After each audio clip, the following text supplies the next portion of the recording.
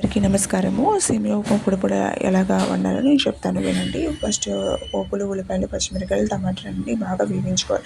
వేయించుకున్న తర్వాత రుచిగా ఉండాలి కాబట్టి అందులో శనగపలుకులు, నెక్స్ట్ జీడిపప్పులు వేసి బాగా వేయించాలి. అలా గోల్డెన్ కలర్లో బాగా వేయించిన తర్వాత వీరైతే రుచికి తగ్గట్టుగా ఒక 2 రెబ్బలు కరివేపాకు కూడా వేసుకొని బాగా వేయించాలి. అండ్ అలా వేగుతూనే ఉండాలి. అది సిమ్లో పెట్టి అలా వేయిస్తూ ఉండాలి. అండ్ ఇప్పుడైతే మనం ఈ కప్పుతో వాటర్ వేసాను కదా, అదే కప్పుతోని సేమియా పుల్లలు కూడా తీసుకోవాలి. అంటే సేమియా పుల్లలు ఒక కప్పు వేసామనుకో 2 కప్పులు వాటర్ అలా వేస్తూ ఉంటే మనకి ఏంటంటే పొడి పొడిగా వస్తుంది సేమియా ఉప్మా అనేది.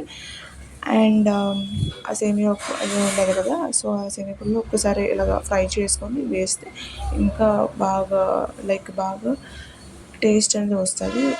పచ్చి వేయకుండా ఒకసారి అలాగ సిమ్లో పెట్టి వేగించి అవి వేస్తే ఇంకా మంచి టేస్ట్ అనేది వస్తుంది. అలాగే అది బాగా ఉడుకుతుంది కూడా. Finally simple and ready. పొడి పొడిలాడే సేమియా ఉప్మా అనేది రెడీ అయిపోయింది. చూడండి ఎంత సింపుల్ కదా. మనం ఎక్కువ వాటర్ వేయడం వల్ల అది కొంచెం ముద్దగా అవుతుంది. Ready to serve and ready to eat. ఇలాగ పొడి పొడిలాడాలంటే వాటర్ అనేది కరెక్ట్గా వేసుకుంటే సరిపోతుంది అంతే.